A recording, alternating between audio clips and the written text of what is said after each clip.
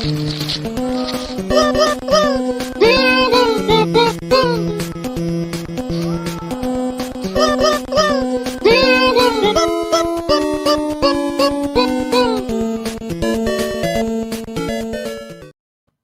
think I got the timing better this time.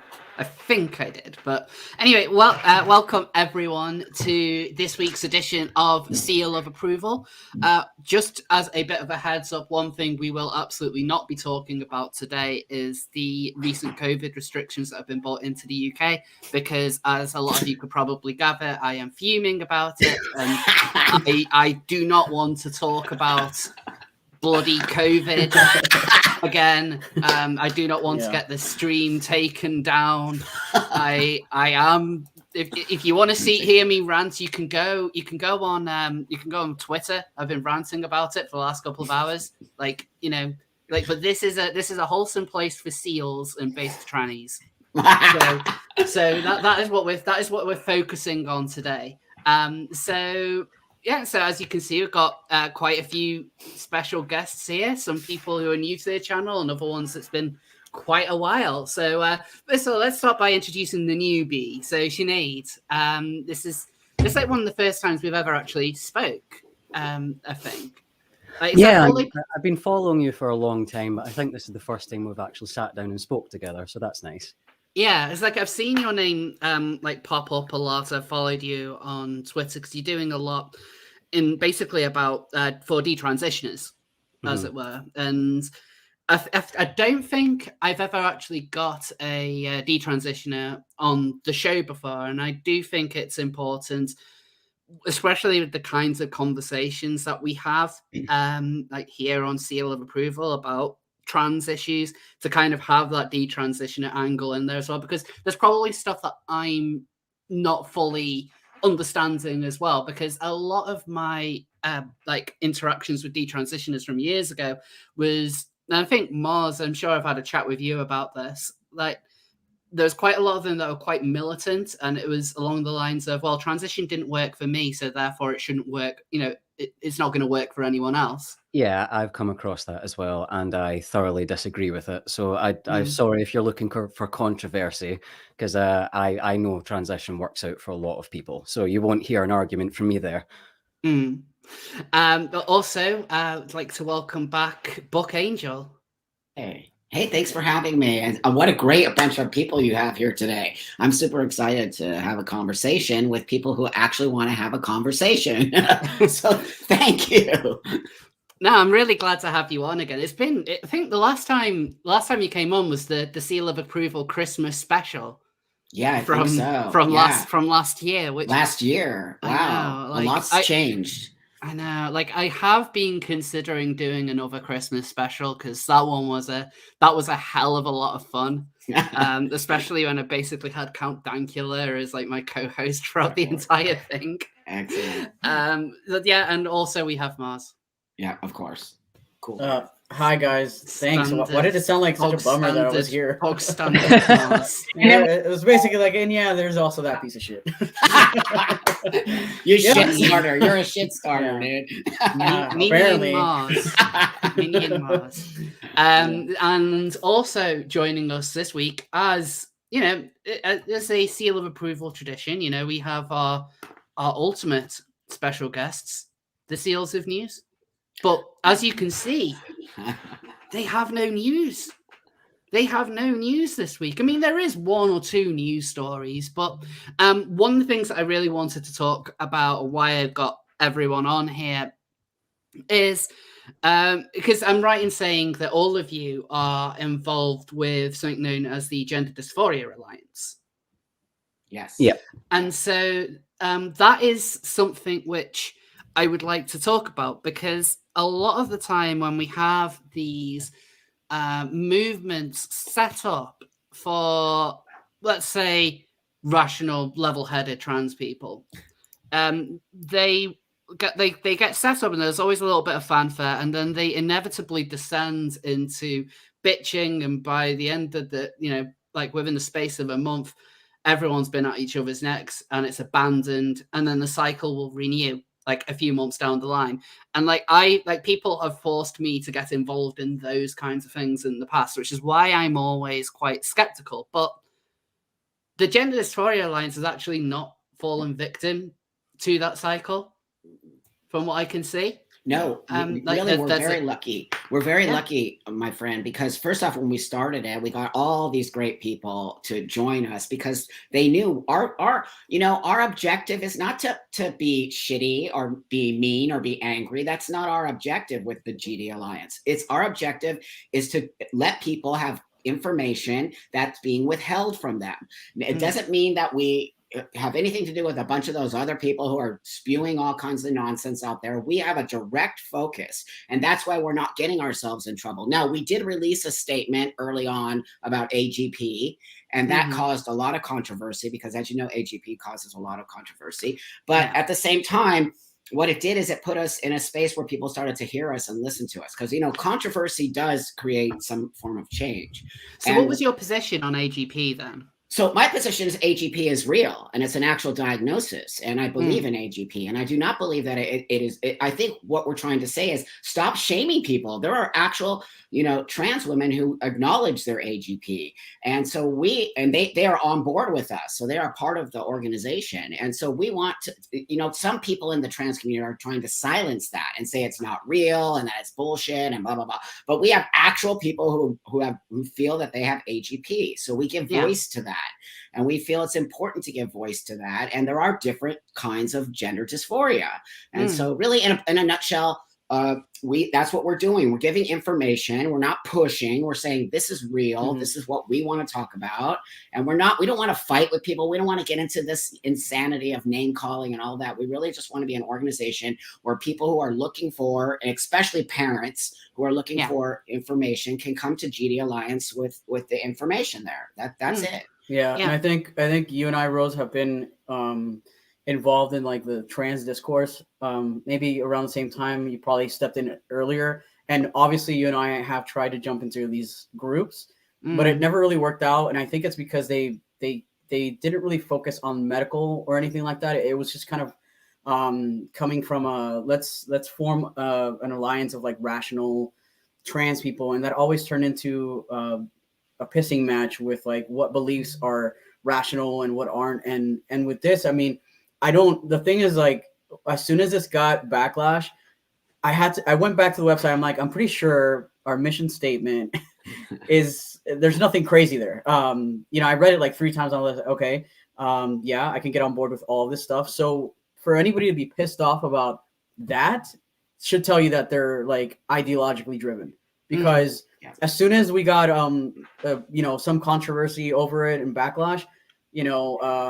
certain trans people on YouTube made essays, as they usually do, on why this is horrible. There was a letter in response to the letter that Buck and Aaron K and Aaron T wrote, which was really a letter just saying, hey, like, this is what's going on. We want to advocate for this. And then they came back, and basically their letter was, we're not going to argue the points. But we feel like it's wrong. So there was no arguing. And they even admitted it in the letter that they don't want to explain themselves. Well, if you can't argue your point, then what is the issue here? Like, what are you actually fighting against if you can't articulate it?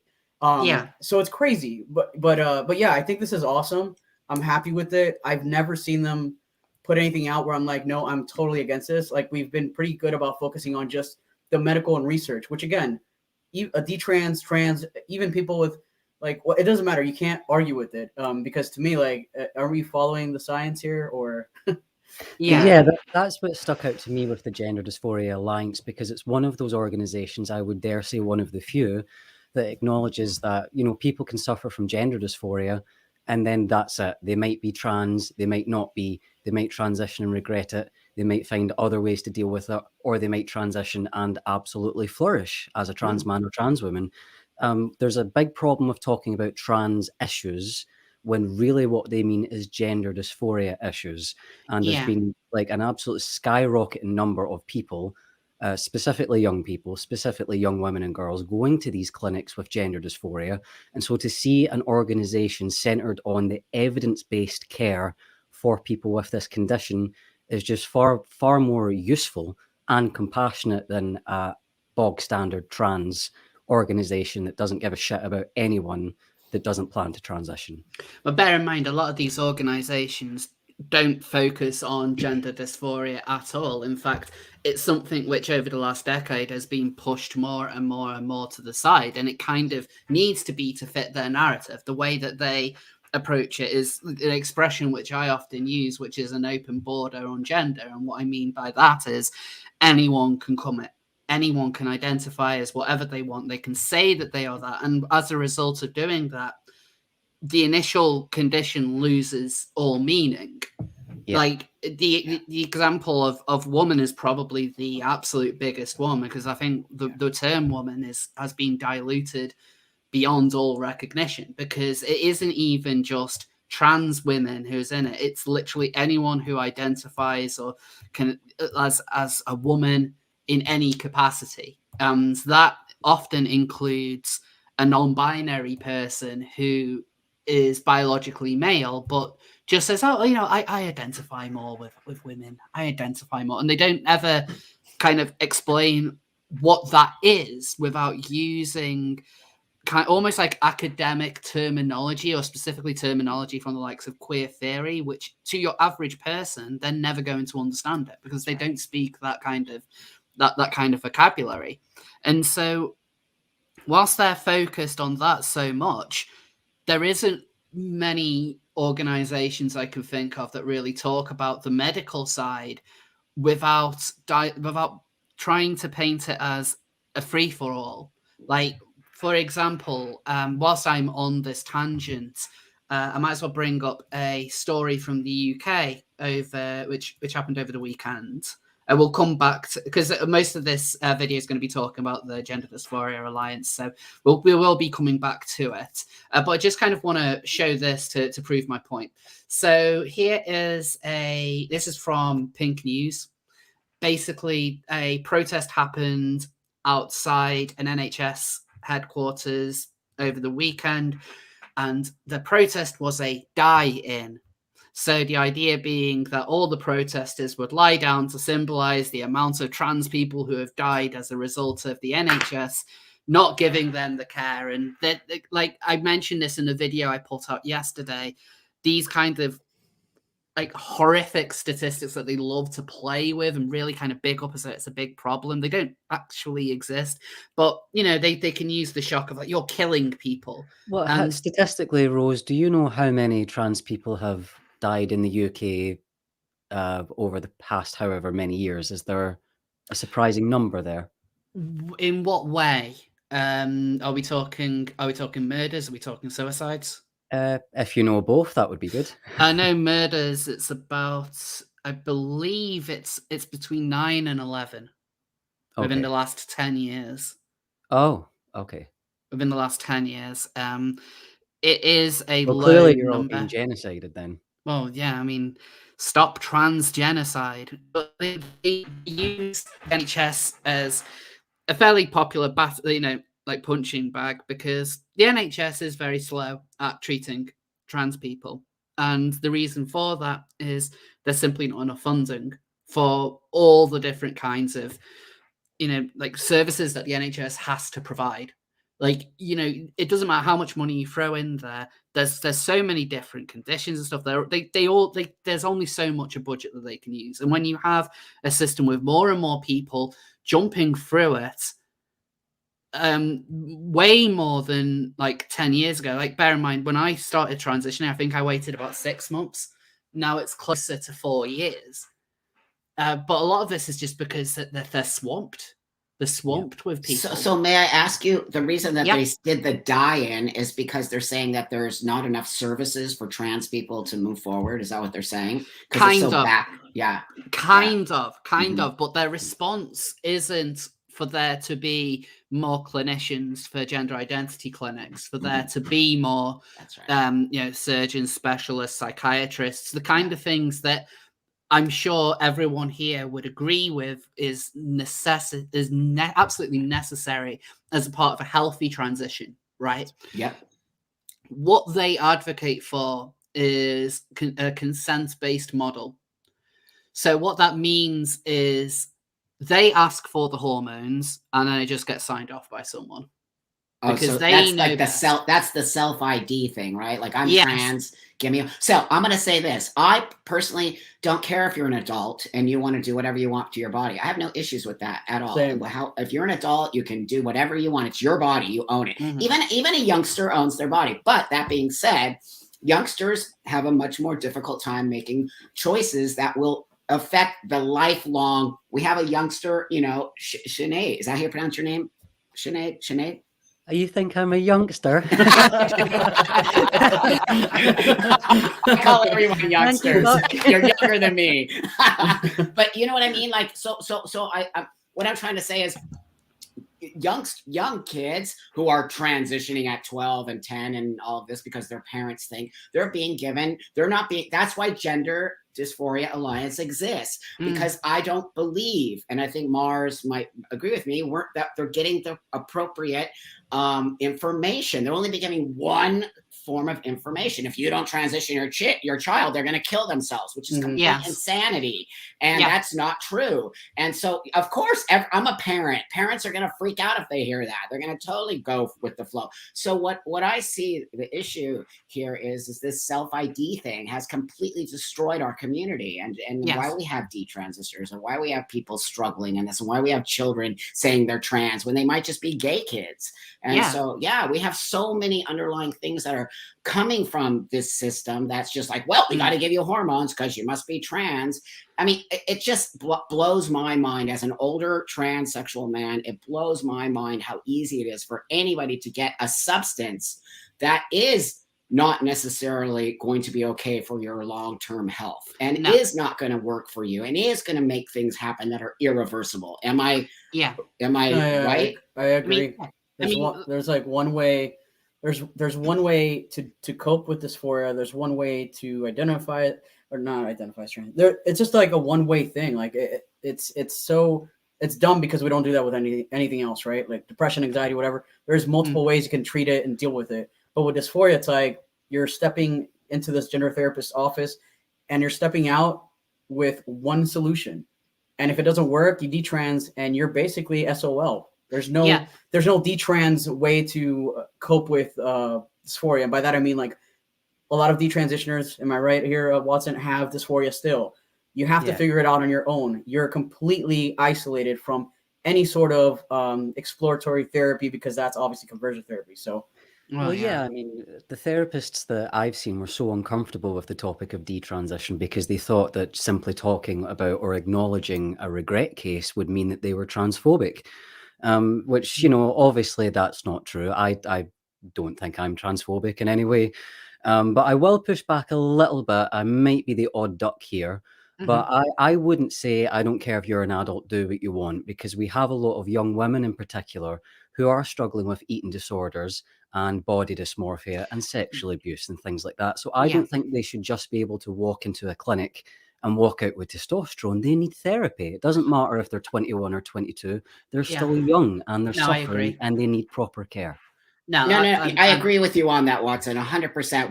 But what I mean by that is this: I have to focus on one thing, right? I can't be putting all my energy into the whole trans community because there's so many layers. So really, I agree with you on that. First off, if you all know me, I'm a hugely mental health advocate. I advocate for that, number one, and that's always been it's the reason I'm here. It's the reason I'm alive. It's the reason I'm so okay with who I am, because I went through years of mental health care. But that being said, what I mean by what I'm saying is that my focus is on young people, because I believe young people. I agree with you there. I believe they're being pushed into this space, and I just feel as an adult and as an elder that I see things that are scary to me, and that children are being sort of indoctrinated, if that's the right word. Like for me, a lot of it comes down to when it like with things like self-medication. You shouldn't really be taking medication for a condition you don't have. That's right. And a lot of these people who, in particular, a lot of non-binary people, and like Watson said, a lot of these younger people. It's quite trendy within the trans community now to just say, I don't have gender dysphoria. I just and so, but they will still try and do some sort of medical pathway. Like they will still try to have a mastectomy. So I think that's the issue though. Like, because I do agree with if you're an adult, do whatever with your body. But I also agree with Watson saying if you're going to go get prescribed like testosterone, there should be a process therapy. I agree with that. But I think where the line needs to be drawn here is if somebody doesn't have dysphoria and they can't get diagnosed and they don't want to go through the process to get this testosterone, they're gonna find other ways to get it, online or whatever, and that's fine. Do that. But if there was, safekeeping, as you like to call it, Buck, that wouldn't be an issue because okay, you don't have dysphoria. All right, cool. Then why are you walking into this therapist's office claiming that you do or that you want to transition?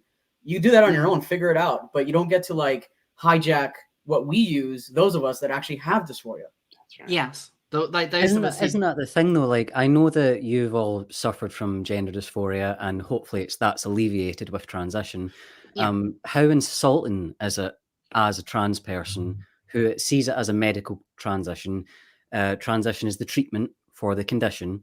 To have a bunch of like young kids with dyed hair saying that you don't need dysphoria to be trans and self-ID should be the word. I mean, is that not like a kick in the face to actual trans people? Yes, it is. Thank you for saying that. It is because we went through a system. I went through a system 28 years ago. I went through a system that saved my life. And of course, when you're going through that system, you're like, God damn it, I don't want to go through this system. I just want my hormones and I want my chest removed. Of course you do, right? Of course you want that brand new car, but you got to save up for it. Of course you got, this idea that we just give people shit these days without any kind of working towards it or giving, you got to have a buffer zone. I had a buffer zone, and that buffer zone was not giving me hormones, making me go to, actually, I even had to dress and be buck for a year before they would even give me the hormones. So back in the day, we had to sort of, social transition, which I'm all for social transition. But that being said, today, what's this self-ID and what's this? It's so insulting when they say you do not need gender dysphoria to be trans. That is the most insulting, horrific thing I've ever heard in my life. It's horrible. Agreed. In fact, this was one of the things that really spurred me on to make this channel in the first place. Like, I'm sure I've mentioned, like people who have listened to this show or listened to my channel for a while, I probably heard me talk about the moon gender story, where someone, so for those who might not have heard about it, I think the final straw that pushed me to make this channel was when somebody on Facebook had put up this thing about how all genders are valid and everything's more valid than the next, and I put a response on there and was just like, okay, well, I've done like a full meaningful medical transition, like, is that just as valid as somebody who identifies as the moon? And they just said yes. And so I was like, yeah, like this, like I used to frequent a Reddit board called Tumblr in Action, where you would see like these kinds of comments on Tumblr and people identifying as all sorts of crazy, wacky genders. But those kinds of comments really woke me up to the fact that this is happening in the real world. Like this is going way beyond like some sort of little echo space. Like these are people who are kind of starting to be more grounded in mainstream society, not just your queer little bubble where everyone wears their pronouns on with pride. You know what's funny with that, Rose, is like a lot of these kind of radical trans folks with an X, they recognize some of these other like moon gender, void gender, and all these things, and they don't really take them seriously, but they don't really criticize them. They just don't pay attention to them, and when you bring them up, sometimes you're like, I mean, yeah, that's not really a gender though; it's different. But I don't really. I guess I'm never gonna let this one go. That the lack of criticism on somebody that identifies as a deer, like that's not a gender, but you guys are fucking quiet about that one, aren't you? Like, why? Well, I knew someone, and I had to unfriend her on Facebook because this is just too insane. But she came out as the planet Jupiter. And just for the record, I really do like foxes. So if I can get somebody to identify as that, I'll be like, are you a furry or something? No. Okay, chill. No, I'm not saying that. No, I'm just Fuck off, Rose. What the hell? Misinformation. Bars you don't know anymore. You know what? Who knows? No, I was actually trying to get to. Okay, you know what? You completely shit on my joke. I'm sorry. I was trying to get to. I was gonna say Continue. it. I thought it was gonna be a funny. The joke is done. I was gonna say something like, Foxy lady. Forget it. It's fine. No, do you know the reason why that is so funny is that there is this weird, and I'm not talking about actual transsexuals, I'm talking about the sort of younger generation of self-ID trans people, where if they don't have an anime avatar, they've got a fucking furry one. And I don't understand the connection. Like, I remember back during my Tumblr days, there was like that particular development where first you were into anime and then you got into like furry stuff, and then it was talking about pronouns, and then you were non-binary, and then you were trans, and no one took it seriously at the time, but now they do. And it's the same with we'll probably get into it a little bit later on. I don't want to shoehorn it in right now as we're chatting, but with the WPATH thing, like that's really, really dodgy. And one of the sites that they talk about brings up furries among much, much worse things, but we can get to that at a later point if you'd rather. Well, there's almost like a pipeline of degeneracy involved with a lot of this, and I think that it's when you have all of these people who grew up on Tumblr entering almost like the mainstream parts of society, and by that I mean they're getting jobs in and in those jobs they're then able to kind of push their narrative, and it doesn't really face any kind of fight back against it within these places because everyone's too scared of coming across as a bigot. So if they push ridiculous points like I don't know, like all genders are valid, that biological sex is a spectrum, like giving out lists of pronouns and genders and stuff, and like this has happened in my workplace where there is no pushback against it. Like this is it's someone just signs off on it, and it's like, right, okay, this is our message now. This is what we as a company believe in, and it's like, like everyone we found it funny for so long. Like it kind of reminds me of the episode of South Park with the Canadian Trump, and like one of the Canadians is saying like, oh no, like we didn't take him seriously, we just thought he was really funny, and then as soon as we were like, all right, let's get serious now, who was the candidate for president going to be? Well, Canadian Trump was already in the White House or the Canadian White House or whatever, and it's a lot of the way in which these Tumblr agendas have evolved is very much like that. Like one of the big YouTube trends of around 2015, 2016 was the skeptic community. So, these are like the anti-SJW channels where they would post, reaction videos to like, oh, this stupid woke SJW has said this, that, or the other. Aren't they stupid? And, some of those channels were pretty good. And, I've got a lot of friends who started out making those kinds of videos. But ultimately, that was just spending time laughing at these people. Not many people actually looked into why any of this was happening or any way of stopping it. And so whilst, we've all been having a good chuckle, they've got themselves enrooted in places, and it becomes very hard to get them to be removed when the people who you're trying to tell them, like, no, this is a serious problem. They say, oh, but the other side says, it's just being nice. And I would rather be nice. You sound like you're being a little bit mean here. Yeah.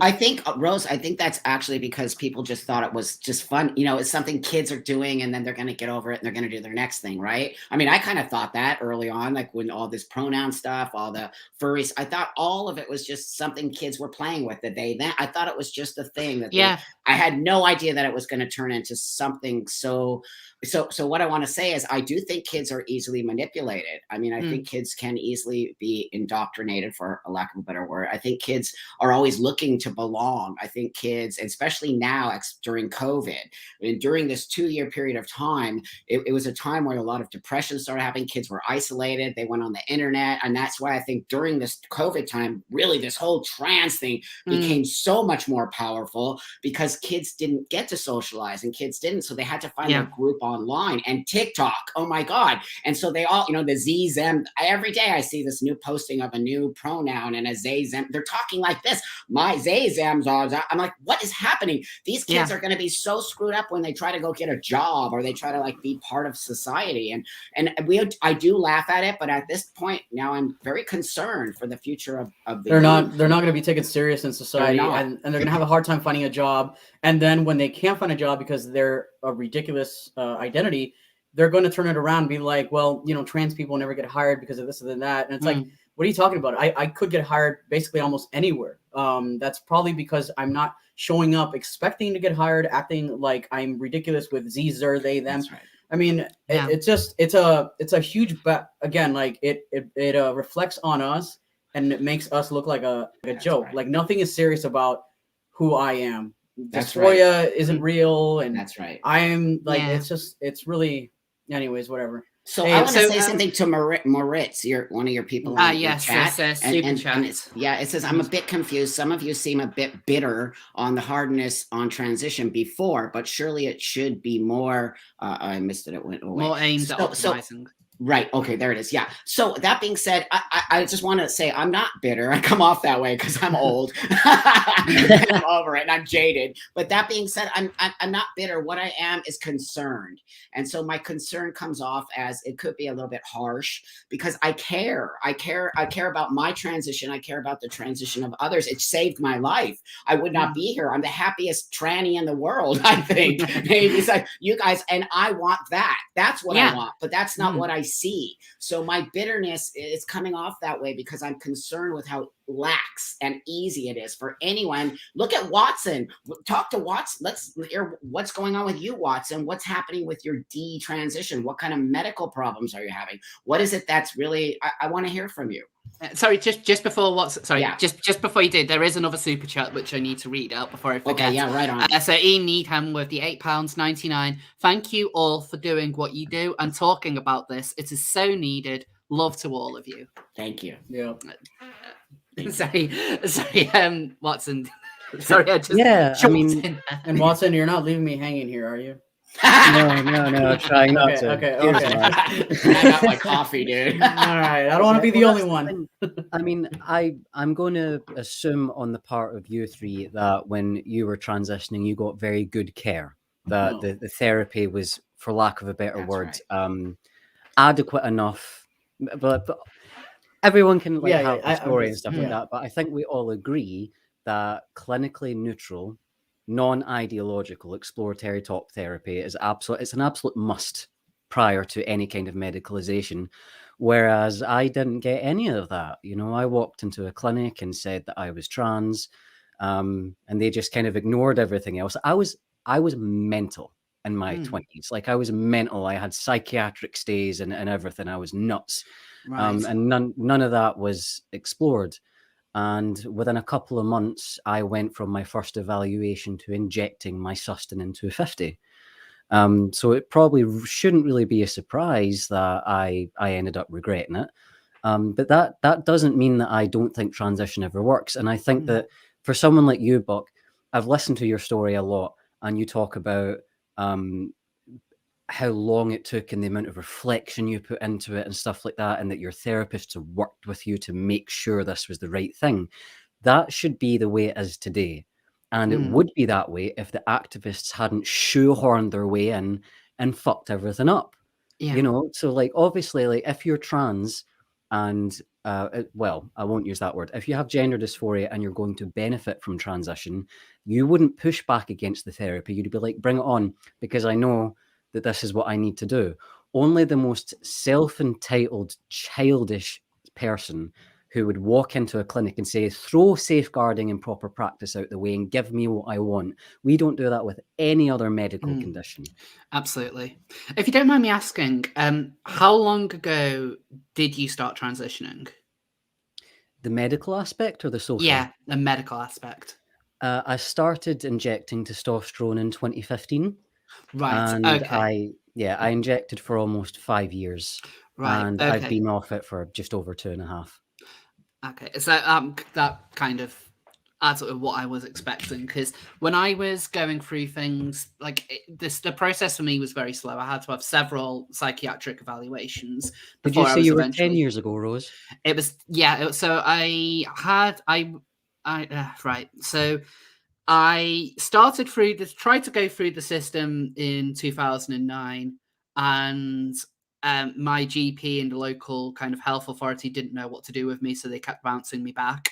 And then I tried again in 2010, and then I had to have several psychiatric appointments and several blood tests before I would even be referred to the gender specialist care in London, which was a 6-month wait. And I wasn't given any hormones or anything like that. I was just, just like, are you still doing like a real life test? Is what they call it, which I had been doing since 2010. Although I should say at that point, I was self-medicating. And actually, Paris Lees was the person who gave me my first pack of hormones. So I was self-medicating since July 2011. It wasn't until June 2012 that I was finally given hormone blockers and the actual estrogen tablets. And so I was finally then getting them through the NHS. So that felt forever. And I think a lot of it did take longer than needed, but a lot of that was due to general NHS bureaucracy. Yeah. Which did slow things down a lot. And that wasn't great, but I have been taking hormones now for over 10 years. It's never been what I would say with a lot of my transition is the biggest problems weren't, I'm having excessive appointments or anything like that. It's simple NHS bureaucracy. That's what the problem with it always was, because a lot of the NHS, regardless of the where you go, that they're not.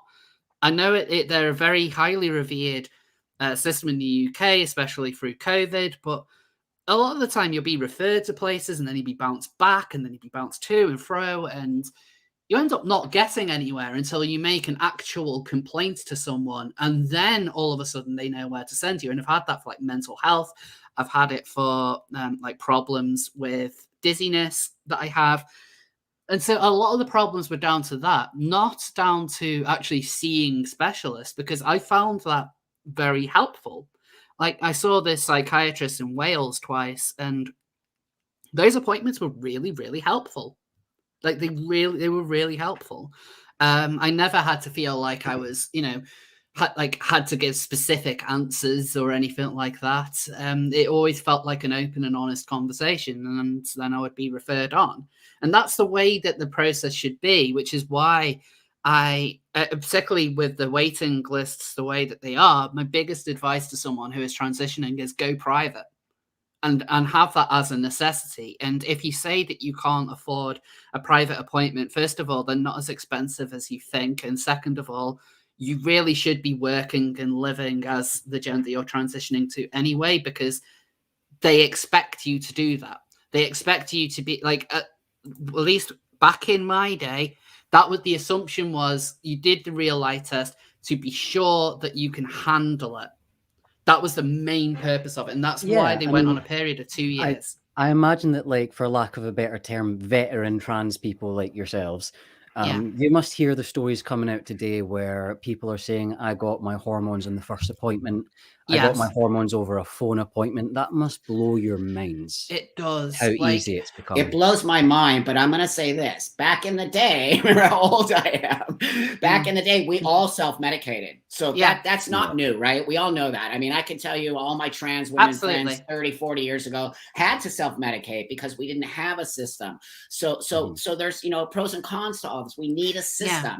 The more people are transitioning, we need the system. But this system is not being built for the long term of transgender health. This is actually being built as a fast money-making machine. I firmly believe that, because there's no way children would ever. And what other world do children are put in this kind of situation? They're not. Exactly. And so it's mind-blowing that us four are having this conversation, because so many other people are scared to have this conversation. Why are they scared to have this conversation? We are having an adult conversation about children, about how fast moving we are to push people through a system that could we have a person sitting right here, Watson. It didn't work out for them. And so I really want to know, Watson, are you having any health issues right now?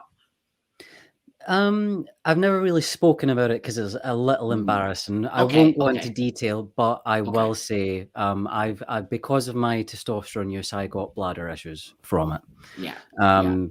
Not really too much else. More temporary issues. I'm going to TMI you for a minute because I've spoken about this before. But when I came off the testosterone, when my menstrual cycle came back, it felt like I had razors in my stomach. It was the most painful thing that I've ever felt. And the only reason why I didn't go to the hospital was because my phone had ran out of charge and I just curled up. God. That did alleviate. I'm back to just being normal, whiny, bitchy. Not you. It was really, really scary for a while. And I was like, what the fuck? Oh man, I'm so sorry. That is what I want people to see. This is, and also I had atrophy. I had atrophy after 15 years of testosterone use, and I'm the first recorded case of that. And I just recently saw some young trans guy talk total crap about me, saying I'm lying, that's not true. Like, I'm like, what? You're actually putting that information out there about me, that I'm a liar, that I'm only doing it to sell lube? Like, what are you talking about? I put so much time and energy. That's the other thing. I'll be honest, I my feelings do get hurt a little bit after all the time and energy I put into this community. And then some young trans guy is telling me I'm lying about a health problem that was specifically about me, and I almost died. Like, what? Who are these people that are pushing on us and saying they're really heartless and insecure? That's the problem. Right. And they have fear over somebody like Watson sharing her story, because it will smash this narrative that they were basically indoctrinated to believe. But then also they think that if we advocate for this for more research, that somehow we're going to lose all of our rights and we're never going to be able to transition.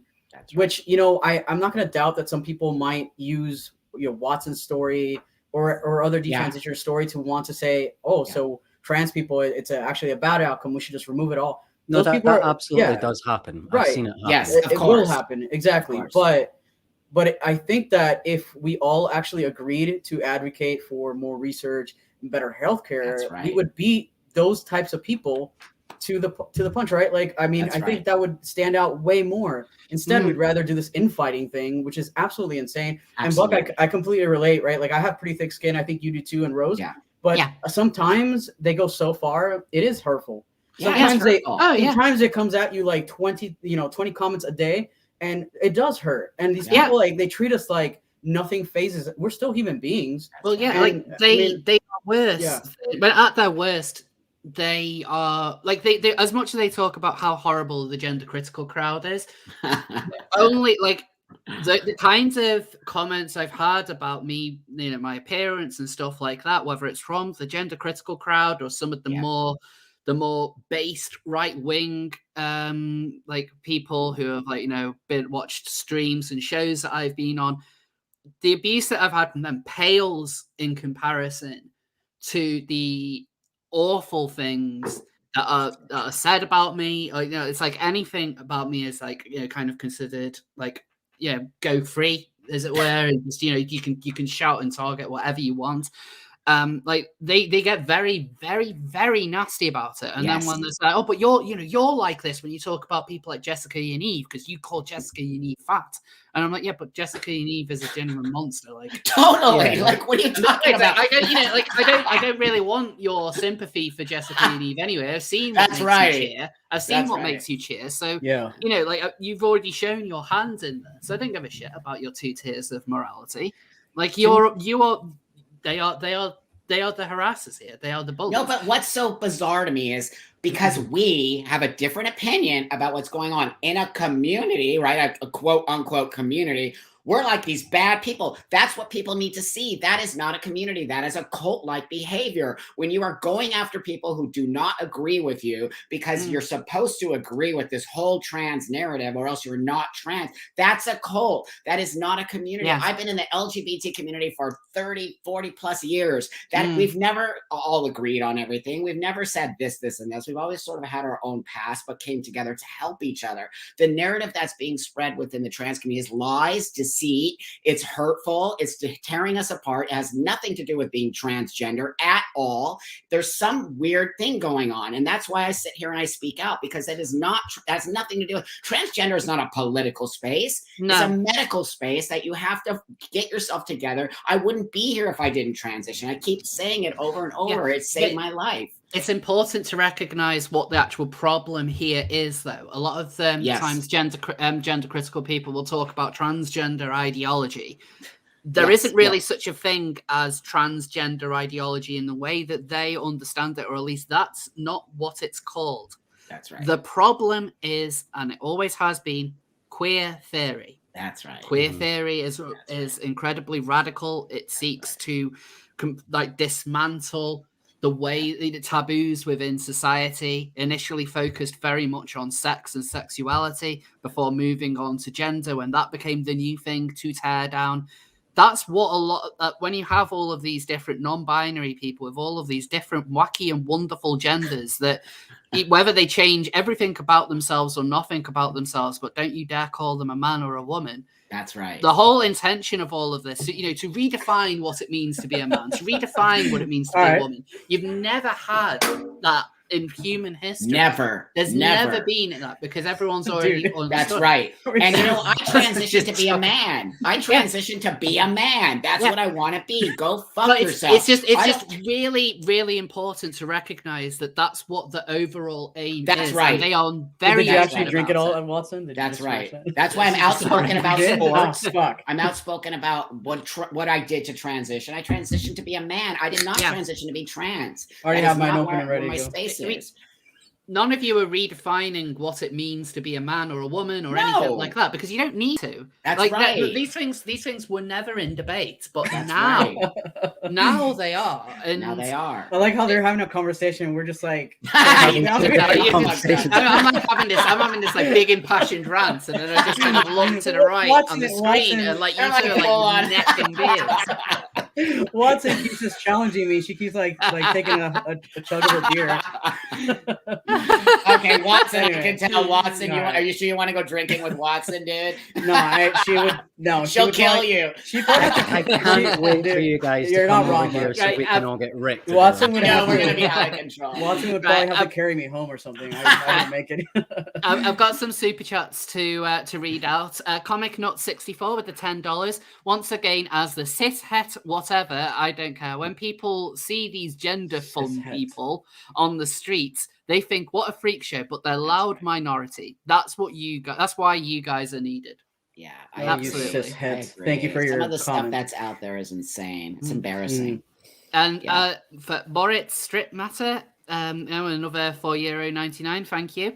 As a German and cishet, the NHS suffers from other problems. The bureaucracy is insane. And in Germany, you get a faster specialist than in the UK. Yeah, Germany has a better health service than the UK. Your average NHS worshipper won't like to admit that because they think the NHS is the envy of the world. It's really, really not. Germany has a much better health service. Of course they do. They're Germans. Transmissions from the transgender battleground with the $9.99. So great to see my fellow GDA peeps on here. Janet S. Nice. Awesome. Oh, Hey, good Janet. to see you. Thanks for being here, Janet. And finally, Galacta Watkins with the £5. Hey peeps, just adding my love and appreciation to the discussion and thanking you all greatly for the chat. Learning loads as a Wiltshire bumpkin. Right on. How sweet. So I thought because we've been talking a lot about the NBs, something which Mars made me aware of just a couple of days ago. whilst we were playing Halo, which like I just need to remind everyone, like Halo Infinite's campaign is out now, and I am here because I've got a commitment. Yeah. Okay, I'm gonna learn Halo. I'm doing it. I'm getting on the game. Yes. Oh my God, Buck, that would be great. Okay, I'm doing it tonight, and my boyfriend has been sitting up there with his arse glued to the couch, playing it since 6 o'clock when he downloaded it. See, that's what I don't want to happen. A couple of days. Oh man, it's fun though. It's fun. We basically carried this conversation to Halo and then rant about trannies there too. It's awesome. Great. You know what? I will say this because the thing is, I made that Rose Gold channel. I've got a Twitch account. I would genuinely just have Halo nights to just like chat shit. I would really be into that. But anyway, back on topic. So whilst we were playing Halo, Miles made me aware of the World Professional Association for Transgender Health issuing a fantastic report. So here we go. So it's so this is the draft version on the standards of care. So this is the way in which they want all of these various different groups to be cared for in a professional manner. So we have everything from adolescents, child, eunuchs. I just noticed it says eunuchs. Okay. Have you not heard about the Eunuch Archives part of this, Rose? No, I haven't. No. Oh God. Is it good? No. Damn it.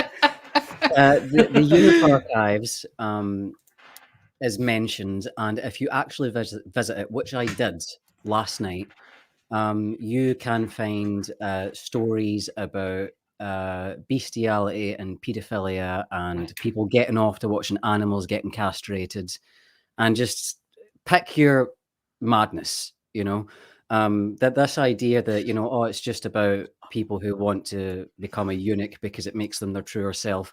They really, really messed up by citing that website. They had no business doing it. I swear to God, like, go to Google and type in the Eunuch Archives. Right. So in this article, just having a quick look at it, they seem to be declaring eunuch as its own gender. What? The way in which they word things. So, like, they have here, our current set of recommendations are directed at professionals working with individuals who identify as eunuchs and may be said to have male to eunuch gender dysphoria. What? Although not an official diagnostic category in the ICD or DSM, male to eunuch gender dysphoria is a useful construct. It's like, even though it's not a real thing, it's helpful as it speaks to the specifics of eunuch experience. Like, oh my God, eunuch, like, that was just like a medieval thing. It's a medieval thing. This is a medieval of like eunuchs in the court. These are like, for choirs and stuff. Yes, that's exactly what it was. That's the thing. Like, what they're delving into is the I don't know what you would call it, the castration fetish. But you can't call it that because that sounds bad. Yes. But the people who have the castration fetishes are trying to rebrand it. And they're, like so many other groups, they're trying to slap it on the arse of trans people. That's right. Why does it have to go under despicable. trans? It should go under something else, maybe a sexual space or something like that. But it should not everything is trans. This is the problem. We're putting everything under trans. Oh my God. Yeah, like this is genuinely This is genuinely insane. So some individuals with male to eunuch, how the fuck is that a thing? How is this? It's not. It is not. And it is not okay. It's not okay. Why is this? Why? Transgender deals with gender. It deals with gender. This has nothing to do with gender. It has to do with you wanting to cut off your penis. Go right ahead. Do whatever you need to do, my friend. But it has nothing to do with gender. They're not changing their gender. They're still men. Listen to this. Like, so the idea of a eunuch is, someone who would be removing their testicles or whatever, and they would generally keep like a prepubescent body. Right. So some individuals with male to eunuch gender dysphoria feel acute discomfort with their male genitals and need to have them removed in order to feel comfortable in their bodies. Okay. Like that just seems like this seems like a very much a sexual fetish.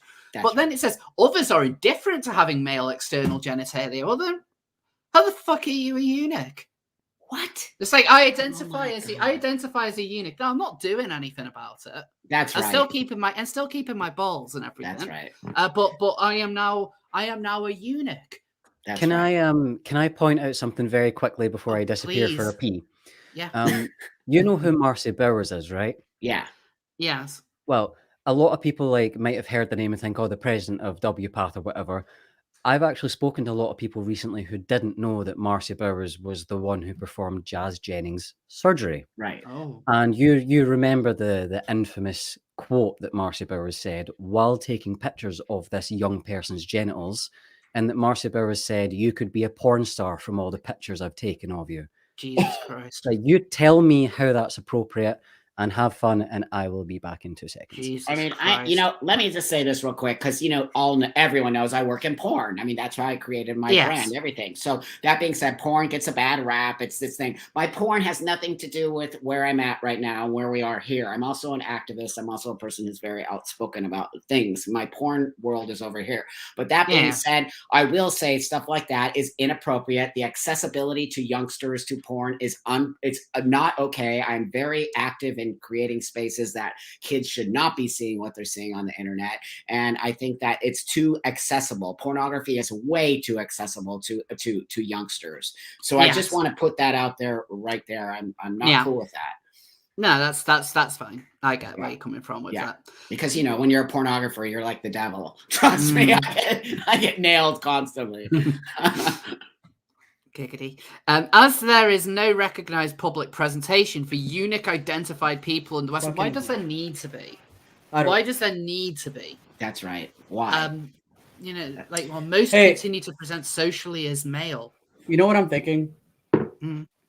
So is it possible, or even is there a chance to? So obviously there's this W path, which is like the freaking holy Bible of being able to trans and identify trans, and now apparently a eunuch and all this bullshit. So what is it? Does it have to come to the point where we create this whole other fucking? It doesn't have to be called W path, but like some other fucking version that's actually based on like, just dysphoria, be it gender dysphoria, social dysphoria, sex dysphoria. And is that possible to get like a group of like medical experts? I don't know what it takes to write a W path, but the people that are in charge are fucking idiots. And I don't know. Totally. Just to confirm, they do explicitly state that eunuch is a gender identity. What? They Okay. All right, I'm done. I don't have enough beer for this. Say that eunuch is a gender identity. One thing that I would like to add to that, if you scroll down, you get all the sections. I don't know if that's the same document you've got, but you get to click on it. It brings up all the different bits, like the assessment section and the adolescent section. Oh, yes. Let me just bring up that bit. If you go into the assessment section and you click on statement 6, it basically says you only need one evaluation pre-surgery. One. What? Wait, it says one that evaluation pre-surgery. WPATH says that? They've changed their whole. They used to never be like that. They were all about this, gatekeeping, whatever you want to call it. They were all about that. They had Oh wow! But is this only for male to female? Because I know that there are some female to male that also do this weird stuff with like wanting to. I don't want to talk about it. Keep certain parts down there and having also like a dong. So like, it's the same thing. True. Yep, is it same both? thing. Okay. But I think eunuch is specifically to men, biological men who remove their penis. I don't think that it has. I don't. Looking at any definition that I looked up, it's all about men removing their penis, and it was specifically, what Rose said. It was something to help keep somebody young, and also for the voice, right? Yeah, wasn't it for singing, and it was for the church. It's fucking nuts. I would think something like eunuch could fall under this whole like, oh, it's transphobic, like that. Right. That's right. That's But- right. I don't think I've ever met a trans woman that would ever be comfortable being referred to as a eunuch. No, it No. sounds like a really transphobic thing. It Yeah. sounds very transphobic, Yeah. actually, and it sounds insane that they would even be. But there we go. We're putting everything under the umbrella, umbrella term. Just want to say shout out to Ariel who's in here. Ariel, Hi. yay! Oh, is she? Oh, Yeah, yay, she is. Yay! Hello. I Love totally Ariel. didn't know I could look She's at what there. people were saying. I'm so sorry. It's all on the side there. I've got Oh, another yeah. $5 from Comic Nut 64. What did I tell you? Freak shows. This is just like the kid touchers who claim to be your community. So it's like the yeah, like the which again, like a lot of people Sarah. really need to understand that a lot of the kind of gay activism, or it was queer activism in like the 70s and 80s, a lot of it was focused on acceptance of pedophilia. And as I've mentioned dozens of times, they talked about pedophilia in a positive light way more than they talked about any sort of gender identity. That's right. Gender identity only became a thing at the turn of the 90s. That was when they started to talk about it. Up until then, they didn't care. It was completely separate. Yeah. So Well, what see, it comes down is to that is Janet? Oh, I'm sorry, Mars. I'm sorry. No, yeah. I think that is Janet. Is that Janet who said we used to fight against being called eunuchs? Yeah. See? No, I was just gonna say like I mean, it's been a free for all of who can be trans, what is trans, and now it's gonna be a free for all with who gets in the W pass. So I'm sitting over here thinking, okay, so the worst case scenario, I thought they're gonna add non-binary into this W path. They did, but then they brought in also eunuch, so I didn't see that plot twist. But now I'm just like sitting here like, so what's gonna happen next? Like, are we gonna just add people like what about male to female?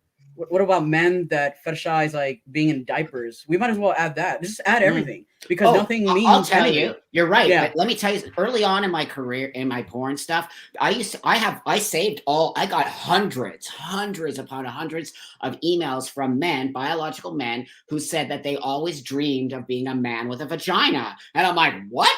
I opened Pandora's box. And the next thing you know, dudes were actually removing their penises and having vaginas put on in Thailand and being men with vaginas. It blew my mind. I'm like, what? So is that a fetish or is that trans or what is that, right? I wouldn't consider them trans. Because they're still identifying as men. Yeah. But they want to be a man with a vagina. So like that is what makes it so concerning is, again, like back to the WPATH section, standards of care number 8. Don't know how we got there, but another one of the things that they say is they're reducing the amount of time that you need to be on cross-sex hormones to 6 months. Now, I don't know about you guys. Rose obviously won't know because she's a trans woman, but when I was told to take testosterone, I was told I had to be on testosterone for at least a year prior to my double mastectomy, but preferably longer. And now they're reducing it to 6 months. Yeah. Wow. Yeah. That's wow. You see the rush. What is the rush? Can anybody here answer me? What is the rush? I don't know. Yeah, like you really should be getting used to the changes that hormones give your body for a long time mentally before you actually consider it. That's right. I mean, I'm trying to think like how long it realistically was from when I was prescribed hormones to when I had the surgery. So they officially prescribed me hormones in June of 2012, but I had already been on them for a while, but I think that they were aware of that. And so I had my surgery in January of 2014. So realistically talking, a year and a half of official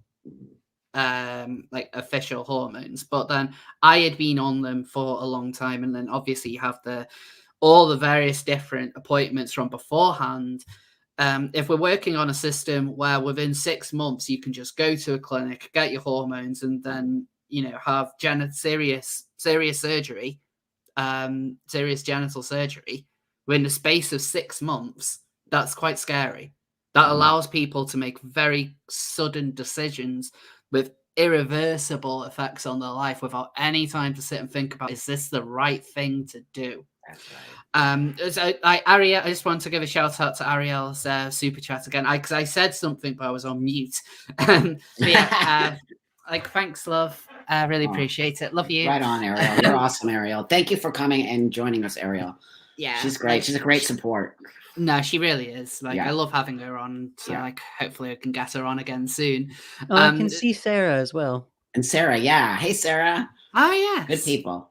So I've Sarah just says it was discovered a the year. chat, so I will be distracted for the next 5 minutes. Here we go. It was a year to schedule bottom surgery for me, though we have uninformed consent surgery. Oh, that we have one informed consent surgeon in the US. I think because I know that informed consent can be a bit of a thing. Like, I know I've talked about Chris Chan a lot. I believe that's how he was able to get hormones.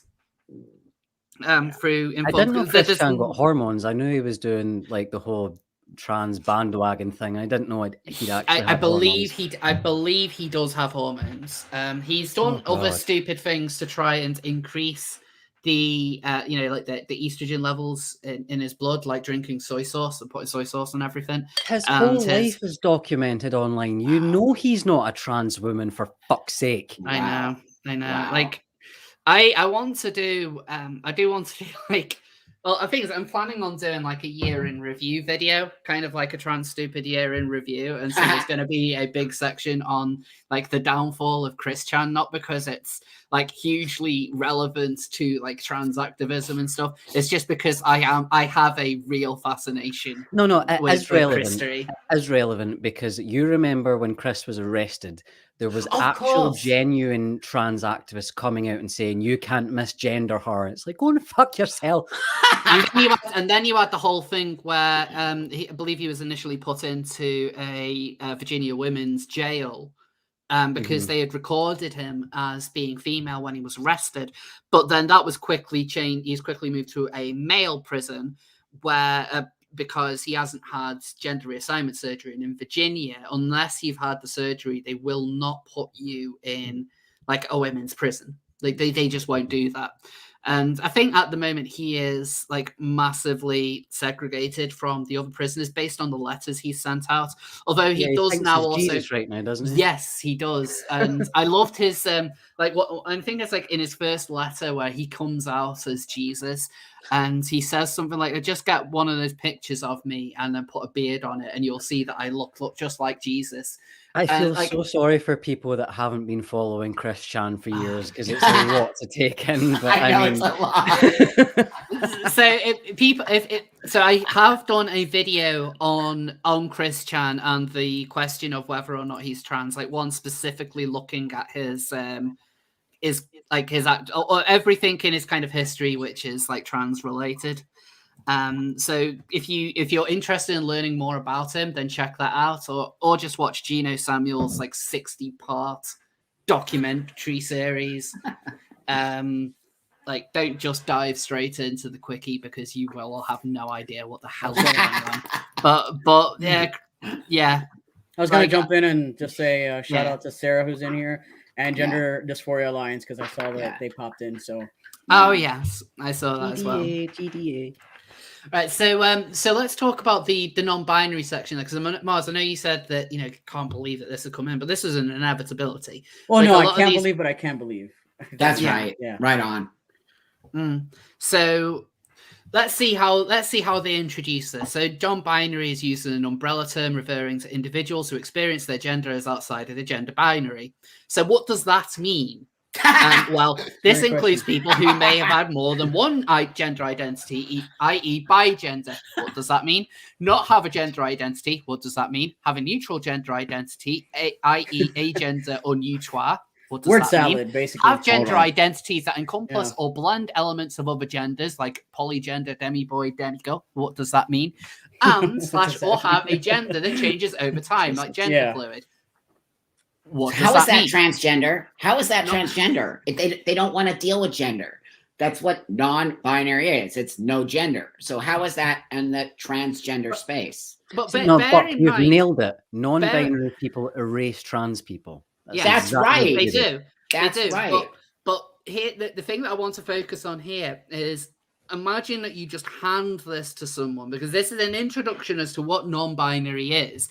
Your average, kind of queer, like person is gonna, they're gonna know all the different terms for different genders.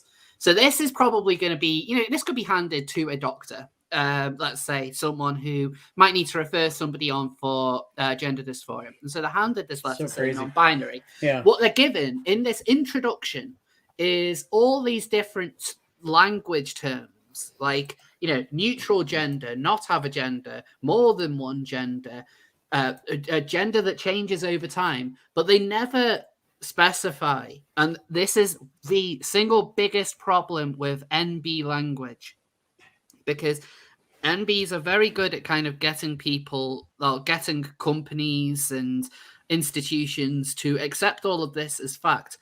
They never explain what it is.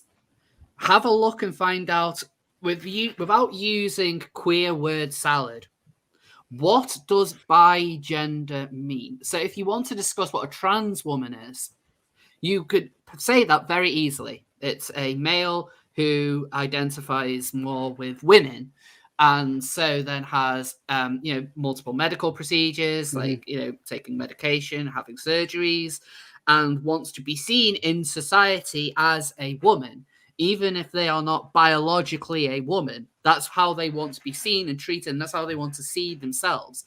I don't expect everyone to understand that as such a concept, but I feel like that uses basic language, right? Yeah, that's right. But I want to use it for bi-gender. Can I say something? There's a comment from a person named Anonymous. Anonymous says non-binary isn't just not dealing with gender. Some of us take hormones. So what? Gender identity, okay? Yeah. But it has no bearing on someone being a transsexual. You can be transsexual and no, you can't. No, you cannot. You cannot be a transsexual and non-binary. You might be transgender, but you cannot be a transsexual. Transsexual is one specific thing. I refuse. And you know how you guys all know me. No, I agree. I will not let people come into my space. This is a space. Here's the thing. Like, why does non-binary have to take up every fucking That's right. If you want to be non-binary, be non-binary. Fine. I understand. I can recognize that you can be dysphoric and non-binary. That's fine, but you don't get to be non-binary and binary, because that doesn't make sense. It doesn't, and it fucks with us. It fucks with me. I'm a transsexual. I have a medical space. I transition to be a man. That is not non-binary. It has nothing to do with non-binary. And if you want people to take you serious and stick to one, that's right. Can I just? Sorry, non-binary is bullshit. It's fucking bullshit, and it makes a mockery of transsexuals. Can I just quickly? I just want to quickly point out some of the things this person has said. Realistically, no one uses neopronouns, etc. in real life. I've come across people who do. So that's not true. That's true. This is just clueless cis people or crazy woke niche minority of trans people I missed the beginning. Don't create a whole moral panic around it. Doesn't matter whether this is just a woke minority. The problem is that this is being accepted by various institutions at face value. It doesn't matter whether it's just like a handful of people who have made all of this up. It's literally in the W path now. The fact is they've got into the institutions. They push this stuff without giving any kind of actual definition as to what any of this is. You can then find yourself in a lot of trouble when you start to disagree with it, when it's considered hate speech, to criticize any of these ideas where they cannot actually explain what any of these things are. Like, with all due respect, when you say like some of us take hormones, some of us don't, it's a gender identity. No, actually, it's very difficult to kind of understand that when you don't even really say what the term is, when you start to pull out all these different words. And honestly, to me, there is no, with all due respect, although I understand you're trying to be polite, but honestly, fuck this person Anonymous, because my respect stopped when you said that you are transsexual, when you're fucking non-binary. Am I over here saying I'm also non-binary and all these other... No, just pick one and fucking, roll with that. But don't come in here and try to tell me who I am and what I am. And like, it's just like, and then this downplaying it. Oh, nobody uses this in real life. You know what? Stop downplaying it. Non-binary is literally in the W path now. And still, there's no fucking science behind it. So give me some science. It's never going to come, by the way. Yeah, a lot of this is a cope. A lot of this is a cope. It's very much this is a you problem. You know, you don't need, and this is something we've seen a lot with radical trans activists. I mean, we saw this with the J.K. Rowling doxing. It's not really that big a deal because, you know, you can find her house on Google, and what they're referring to is actually a castle that she owns a couple of miles outside of Edinburgh, I believe. Which isn't even the place that was targeted. You know, like all of this, it's not a you problem. You don't need to talk about it. I mean, it would be fine if all of this was kept on Tumblr. If I had just pulled, if this wasn't, this is from the W path, right? Right. This is not just pulled from a Tumblr blog. This is not pulled from something Exactly. like Pink News. That's right. This is How not much more real pulled do you from need this? Mermaids or even Stonewall. These are pulled from genuine organizations. And one of the reasons why I've been more impassioned to speak out against this is because like I've seen it happen in, you know, like within like circles that I'm a part of, where there is no connection to any kind of any of this political bullshit. And you know There's what? none of it at all. That's right. And you know what? Yeah. Sorry. Like if you're, I don't care if you're non-binary or not. If you're in this W path as a non-binary, and there's nothing that makes sense defining your identity, there's no science, this is all made up bullshit. Then when do we, or why can't we include people that identify as deer?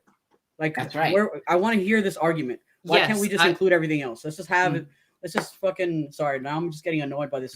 I know, me too. Fucking, like fucking you've idiot met over here. neo-pronoun people in real life. Yes, I have. I've been a part of London's queer community a couple of years ago. There were people using neo-pronouns. I specifically remember being at one party where, you know, people had to sit in circles and introduce their pronouns, which, you know, I would always just grab my boobs and say, what do you think?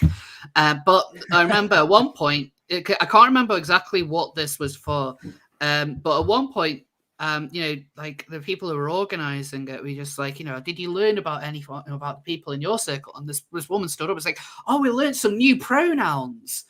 It's Zir. And they were like, oh, wow, that's amazing. Oh, it's Zir. And like, and this was an entirely, you know, for God's sake, what's the word?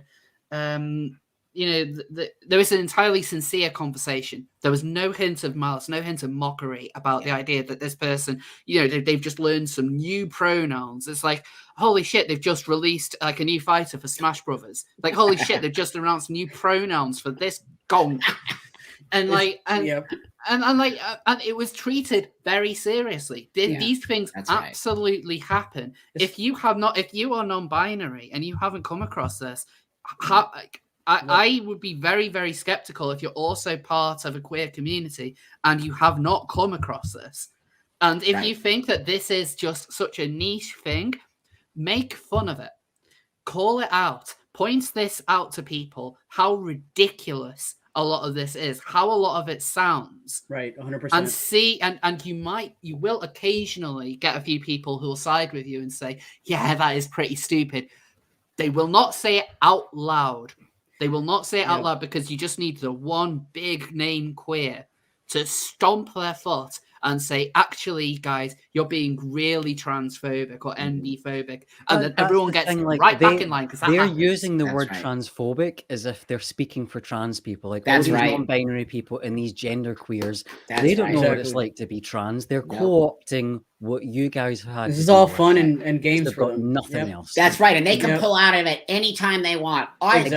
We live this shit every fucking day. The shit that happened to me to get to this space, they'll never have to deal with. That being said, I'm going to tell you, I don't give a shit about non-binary people. They can be non-binary all they want. I don't care how you identify. I don't care if you identify as a deer, a sheep, whatever the fuck you want to be. I care about coming into a space of mine and other people like me who really have a medical condition.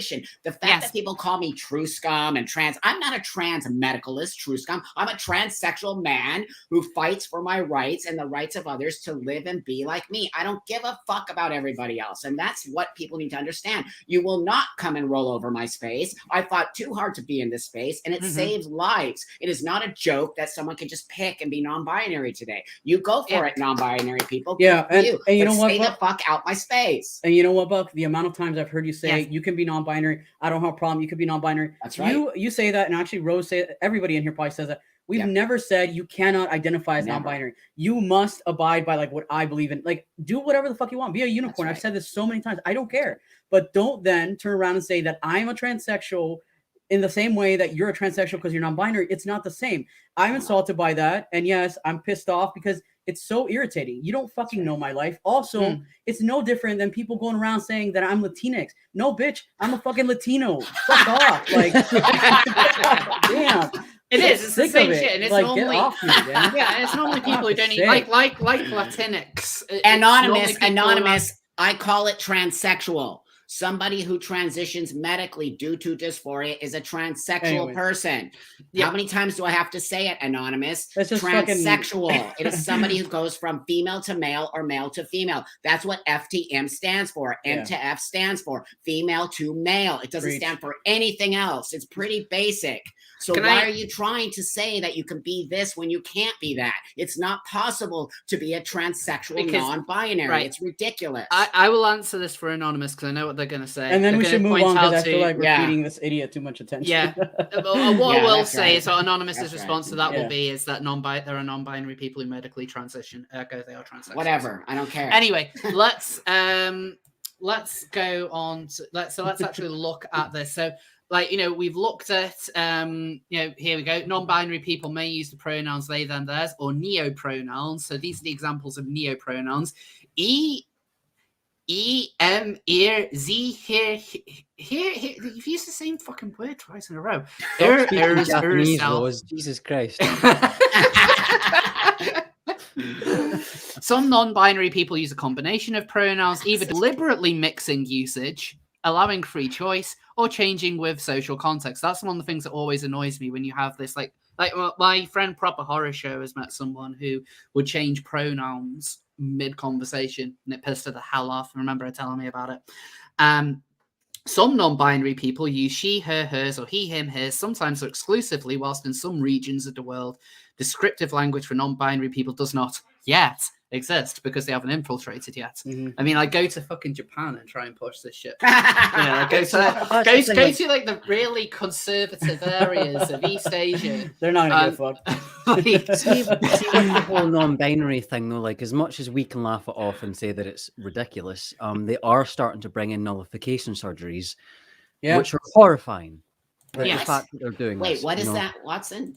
The nullification surgeries are when they basically perform a genital surgery to give you a smooth surface so you're neither male or female. So like a Barbie bump, like what we call it. Yeah, like a It's Barbie Barbie doll or a Ken doll. Yep. And that's Wait, so they're why so a they're lot like literally taking off your, like shutting your genitals, like literally closing it up. and Yeah. this is the same vein as the like the female NBs who will get top surgery. That's Yes. It's a way Exactly. of nullifying everything. That's right. One fascinating point here. Recent studies suggest that NB people comprise roughly 25% to over 50% of the larger transgender population. So according to that, we could potentially be the minority in our Oh own my community now. Oh my god. We could be the You're minority the in our own majority community. of actual trans people Yeah. Yeah, but and the it's- minority of the bullshitters. like Basically. it's fascinating because is. like as soon as you remove any of the limits, I mean, here they can use whatever pronouns they want. They can identify as however they want. That's right. They might be a non-binary man, a non-binary woman. They can change literally nothing about themselves at all, but they will still be considered non-binary because they self-ID as such. And I keep on having to point this out to people. That's all self-ID needs. All it needs is for you to say, I am something. That's the literal only criteria. And whenever you hear activists try and push this off and say, nobody ever does that, they do.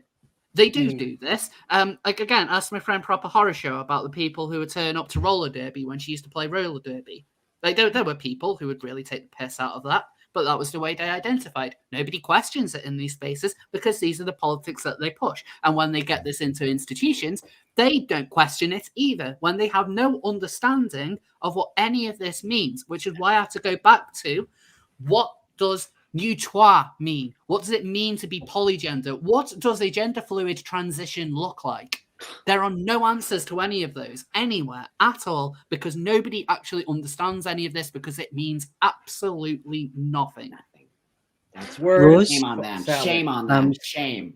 I know that you're trying to get through the W path thing, but there was something that I kind of wanted to talk about. Absolutely. And if we could tack it in, because it Yeah. involves all of you guys. And this it kind of ties in because we're talking about the non-binary stuff. It was more a question to all three of you about, if you were born male or female and then you went through transition, like what I wanted to know about, and we could do it another time if it's not appropriate for now, but what I wanted to know about was when you began to pass as a man or a woman, what were the lessons that you learned about men or women that you otherwise wouldn't have had without that perspective? You know? Oh, it's a good question, actually. I can say for me, it was really when I started to actually pass, like really look male, just it was phenomenal the way people treated me so differently. And it's why I'm a feminist, because I really just saw the total amazing privilege I got from being a man. And things just changed. People spoke to me differently. People looked in my eyes. People interacted with me with less pushback, because I was a very butch woman, right? So that always sets people off anyway. When you're a very butch woman, people get really I don't know about confused. that, Buck. I saw some photos of you pre-transition. You were very sexy. Well, that was my modeling pictures. That's a whole other story. But that being said, I can tell you, for me, it was on some level magic. But what was disturbing for me was how I was treated so differently and with so much more respect, because now I'm a man. And so I live that experience. And that's why I really fight for women's rights, and why I'm still connected to that, because I will never forget where I came from. And it's very important that people understand. That's why trans women have a different vision when they see that, as opposed to a trans man, right? Right, Mars? Yep. And we were kind of briefly talking about this before we hit live with me and Watson anyways, about how, you know, the I Can Always Tell crowd always dismisses that some of us pass well enough to where we can relate to the social experiences of men and women. Yeah. So yeah, like I know what the social experiences of women were obviously like, because I was born female, but I also can relate to some of the experiences that men have as men. Some of which, I mean, yeah, like I've always been a pretty cautious person, and maybe that's partially because of my socialization, and also because of the fact that I got into the certain industry that I did as I got older. But my point is, like, there's certain things that I'm. It does change, and like just going to the bar is different, right? Like I'm not going to the bar. My experience has been, well, sometimes if I put an empty cup, sometimes if I finish my beer and I set it down next to a woman, she might turn to me and say, hey, you can't just put that down. This actually did happen. And I was thrown off when she said that. You aren't you going to buy me a drink? And I was like, wow, that's that really is a thing. Okay. Yeah. So it's stuff like that, these little things. But for the most part, I mean, I've always been kind of, I've always liked going places alone. And now it is a little bit more, I hate using the word liberating, but it kind of is, because I don't worry as much about certain things, but I still do, because obviously, you know, there's still things that could happen to me, and I should, and I don't care if you're a man or woman, you should always be aware of your surroundings, but it's a little bit different, right? Like now I mean, just little things like, okay, going to the movie theater alone might make me a loser. I don't know, but like I'll do that. And now, if I do that, it doesn't seem, I'm not as self-conscious and weirded out by who could sit next to me. You know, I don't know. It's just, but then there's like, yeah, I don't entirely agree with this whole people taking more serious. I think I forget where I talked this about or where this was discussed, but the way I see it is that women take women more serious and men take men more serious. So yeah, in a room full of mostly men, if a man talks, those guys are going to be like all ears. And if there's just one woman in there, I mean, some of them might listen, but it's not going to be, you're not going to be as plugged in. It's because we can relate, and we're just more connected to each other based on our social experiences. That's how I see it, honestly. Right. Maybe so, and obviously this doesn't mean that some men ignore women because they're fucking misogynistic douchebags. Totally. But overall, to me, I think like we really do see each other as like this kind of like social species, and we take ourselves more seriously based on that. Yeah. So like my experiences, like when I was like being bred as a woman, were kind of interesting, specifically because of the way in which men treat you, or at least the way that they would treat me.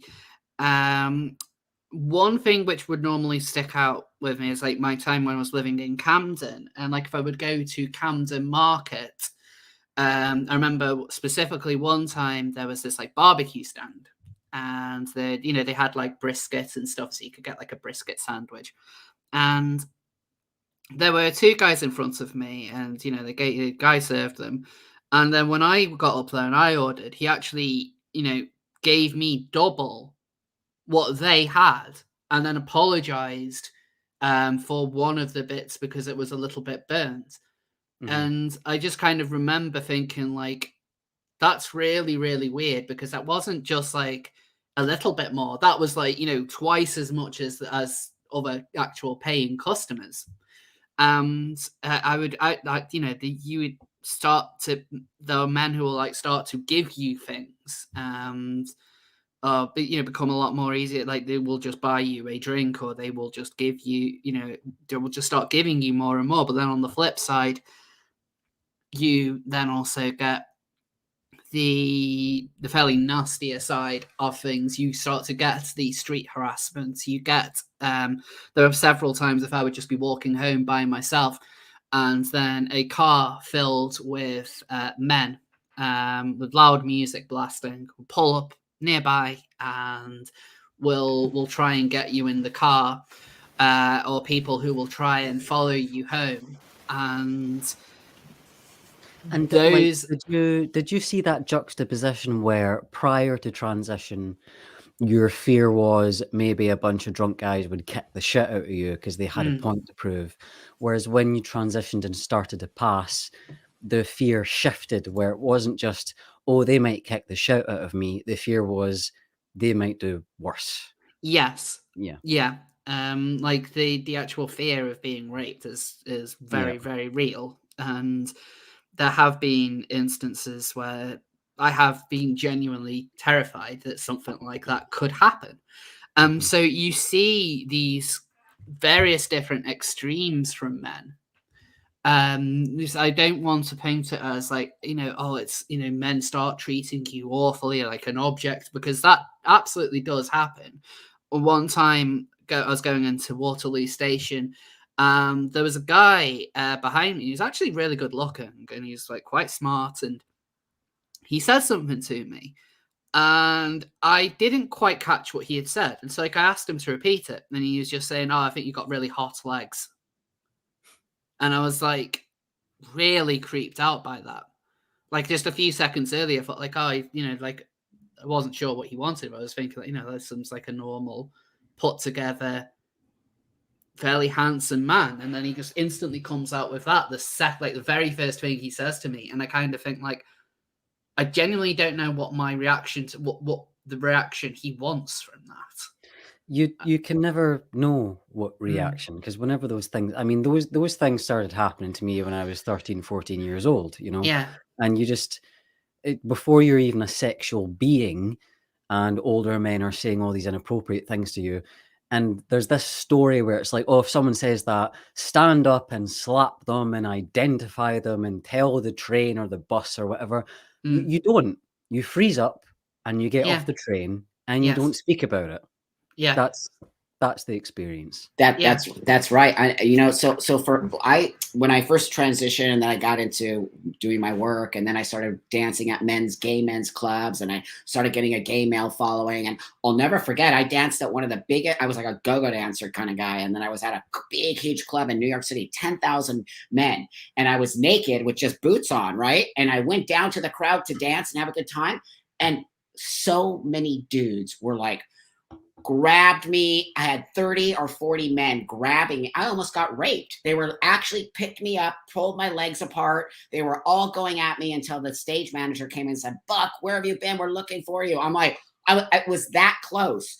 So there is this very, very, what do I say? Sort of like, what's the word I'm looking for? It's aggressive male sexuality. Aggressive, and I'm around it all the time. It's a real thing, and it's like they don't see, their eyes go.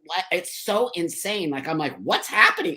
Again, I didn't know. I was not familiar with that energy that happens sometimes, and it's just, they weren't raping me on that sense. They were just so sexually charged, right? They didn't know. They just thought I was a piece of meat on some level. But as a transsexual man, I was really put in this position that I had to think, wow, this is the way men are sometimes in a very sexual space, and they don't, women are not like that in my own experience. So it was very profound for me to be around that and see this different type of energy.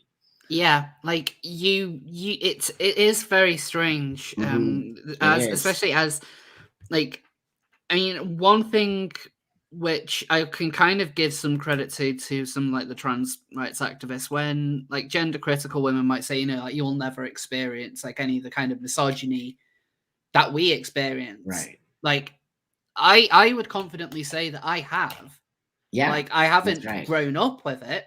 That's I right. didn't have it as a child or a But teenager. Rose, can we Yes. clarify that's because you are a passing trans woman? That's right. Yes. The issue that a lot of the sort of GC types have is they're basically saying anyone that says that they identify as a woman that experiences misogyny, whereas it's the passing trans women like yourself Yes. that's actually transitioned who experience it, and that's how it's different. That's Yeah. right. No, that's right. that's yeah, that's absolutely right. It's very true.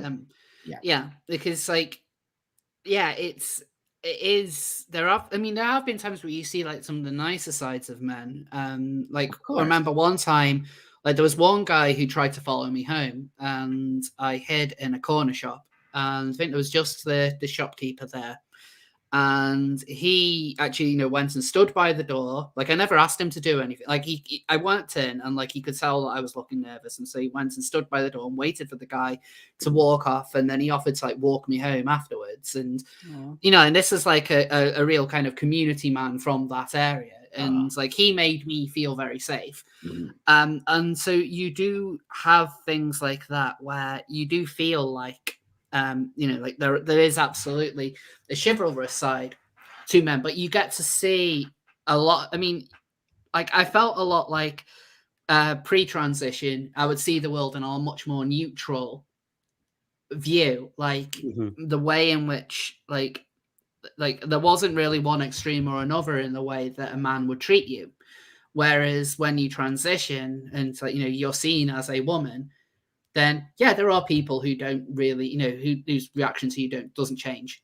But there are people who can be very condescending to you. There are people who can be very, very polite, overly polite. And like you just kind of see more of the way some of these people actually are as people, for better or worse. And like those things have been very eye-opening to me, because I realized that these experiences I've had would not have happened if I hadn't transitioned. And of course there's then also the instances if I am clocked as being trans, and like people get very like, in the times where that's happened, like people can get very aggressive at it. Like they won't like necessarily assault me or anything like that, but I have had abuse shouted at me, but it's very, very rare that happens. Like that hasn't happened to me in years. Interesting thing though, that you as a trans woman, you experienced being overtly sexualized, or at the very least put in situations that you otherwise wouldn't have, where you're like, holy shit, I'm vulnerable. Yes. Like for a different reason. Yes. Whereas and I don't know if Buck or Mars experienced the same thing as I did, but I kind of experienced the opposite, where I remember like taking my nephews to the park. My niece hadn't been born yet, and I took my nephews to the park. This is while I was a passing trans man, and like a little girl fell over and scraped her knee, and I picked her up and dusted her off, and was like, "You're okay, sweetheart," as I'd done so many dozens and dozens of times before while I was a woman. And the way her mother looked at me and pulled her away from me has stuck with me ever since. Because all she saw was a dude with a beard helping her daughter up at a park. And like that's really stuck with me, that like prior to transition, it never occurred to me that people would ever look at me that way. And then this one instant where this little girl fell over right in front of me, like I didn't run over to her, she fell over right in front of me. So I picked her up and I was like, "You're okay, sweetheart." Yeah. And the look her mum gave me, like, it was disgusting. And I'll never forget it. So it's like the trans women who transition need to deal with the sexualization and the objectification that comes with now being perceived as female. Whereas the trans men that transition need to deal with the opposite, and that you are seen as a predator. No, I'm totally seen as a predator, and I forget that sometimes. I work around. I coach soccer or football, as you call it there. So sometimes I think like I have to have more boundaries. I think as a guy than as a girl, and it's something that you hit it right on the head, Watson. That's very, very profound, because that is it's a different way that I'm looked at now. Sometimes I forget how I look because half my life I was, a female, but sometimes I forget that I'm a scary looking dude now. And I'm like, people are like, don't touch That's my the thing, child. Buck. Like, see if you were walking down the street, you look like a tough dude with a beard and the muscles and shit. You're actually really intimidating looking. But I'm like, I'm so not that guy, but right, my appearance looks like I'm gonna, stomp over you, but I'm totally like this guy who cries all the time. I've got a few more super chats to read out. Transmissions from the transgender battleground with the 4.99. How many times in the last 3 years have I had people tell me what trans people need from allies and cringed? Hope they never treat me that way. Well, yeah, I have dealt with that a lot in various settings from people who don't really have any idea what they're talking about, but they've been told to say this. And it's that's weird, the important isn't thing. it? It's so weird to me that these are our allies and they're telling us who actually live this life that we're transphobic or we're not doing the right thing or how shame on us for having this different opinion. And I think you're just an ally. And why do you even think you get to have that conversation with me? You don't get to have that conversation with me. I will speak that way with other trans people, but no ally gets to have that opinion. They can have an opinion all they want, but they do not get to sort of push me around and that I call me transphobic. It's just ridiculous. Yes. And Moritz Strip Matter again with the €4.99. Thank you. There is a story a UK friend told me that when he worked as a male stripper, the women went insane and he preferred the gay side. He is bi though. Right on. Yeah, I have heard of things happening like that actually with like kind of male strippers. So like having that kind of experience honestly doesn't surprise me. I think it's probably because like I don't know, maybe that females can get away with it a little bit more and it's not seen as creepy as like the men doing it. I'm not sure. I think so, because you don't see a lot of women getting, in themselves in a space of pedophilia or all of that kind of stuff, right? It's mostly men, which is also very interesting to me. Did you see that guy Alan Walker who did a whole like book or something on maps? Now it's called Maps. Non-binary assistant. The non-binary. Oh my God. I was like, oh, I'm all over you, dude. And then he tried to blame getting fired from the university because he's trans. I go, dude, at least fucking be a stand-up guy and say, no, you got fired because you're talking about you're trying to normalize pedophilia. Like, whatever, dude. Yeah, it's like he just really didn't seem to understand. No. Like that your average, like there are people, like most societies have harm to children as a real red line. And there's a reason why like child murderers and child predators are generally kept away from the general population in prison, because even prisoners have standards with this kind of thing. And like, your average person is not, this is not something which we should be seeking to understand. No, this is not something we should be seeking to normalize in any way, shape, or form. I would say we should seek to understand it, but not seek to normalize it. We need to understand where it comes from, because we know a lot of what would you call them? Not pedophiles, but like offenders were abused themselves. No, it's a lot. You're right, 100%. And if he stayed in that lane, if that guy stayed in that lane, he stayed in that lane. That's right. And he understood this is an academic paper, and that we need to start talking about it. I'm in full agreement with you. We need to understand this at another level, but we do not need to normalize it. The normalization. That's right. Use less stigmatizing language. Fuck you. Yeah, less stigmatizing.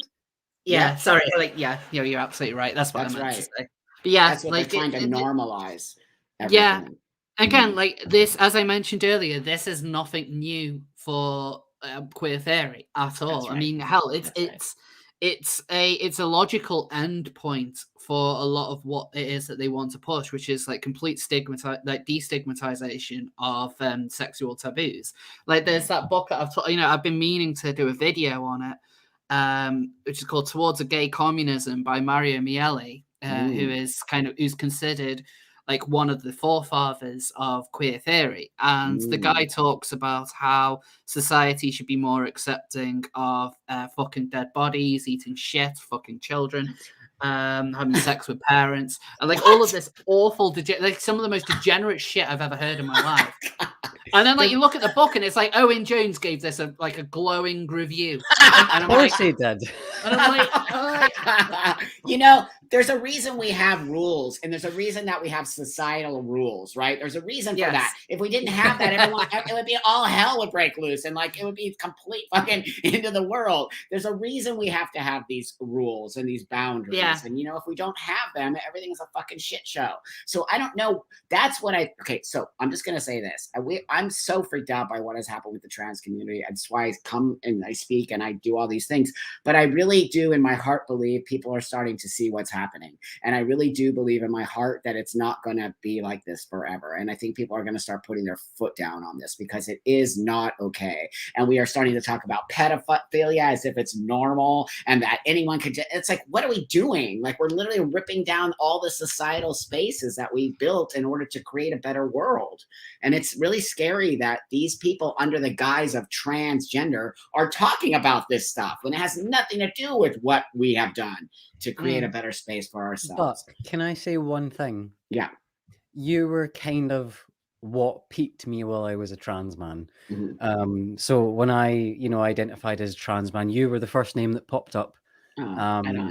And the thing that got to me was, like, there was so many people who were like, Buck is like my dream. Like, I want to have that body. I want to have that beard. And it was the little non-binary, like fucking idiots. They were like, oh, he's transphobic because he believes this.